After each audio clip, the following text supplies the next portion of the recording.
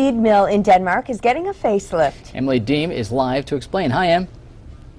Good morning, Rachel and Pete. Hi, everybody. Yeah, the old feed mill in Denmark is now the Mill Art Center. You have to take a look at this painting. This is the work of Molly Johnson. Molly is here with us this morning along with her husband because they bought this old feed mill in 2008 and take a look at it now. It is unbelievable how you have transformed this place. Molly, tell me the original intent of buying the old feed mill. As an artist, you're always looking for space that we can create in, teach in, paint in, and not have to clean up every evening to cook supper. So living next door for 12 years, when the mill came up for sale, we wanted it desperately. Knowing that I could teach here, I teach for NWTC and I taught in the local grade school. So it was just another adventure we could take on. Yeah, you're an artist, a teacher, and so much more, and something really exciting happened in June. Tell me about that. In June of 2011, Norma Bell, who owned the Kiwani Academy of Fine Art in Algoma, asked me if I would take over and she would like to retire. So with the intent of moving the school here to Denmark, we jumped on it and we moved here in March. March 6th was our first class. Well, you sent me some really cool pictures of the mill when it was operating in the 1900s. We have some photos of that. Tell me how you got those. Some were found online at the UWGB archives, and some were given to us by local people who had them for various reasons.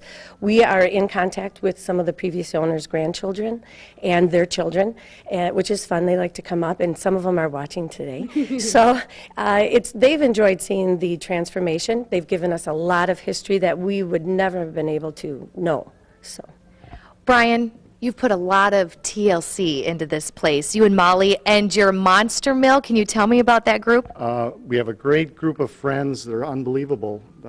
Probably 10 guys that would get together with an email, come on out for Monster Mill, and we just have a ball once a week. They help clean. Throughout the middle of winter, I can't tell you how many hours we stuck in this. Well, we have a picture of the outside, so if you take a look at this before, this is a photo, Molly, that you sent me of the outside of the mill. Now let's go and look at the picture, the after picture that you just sent me April 6th.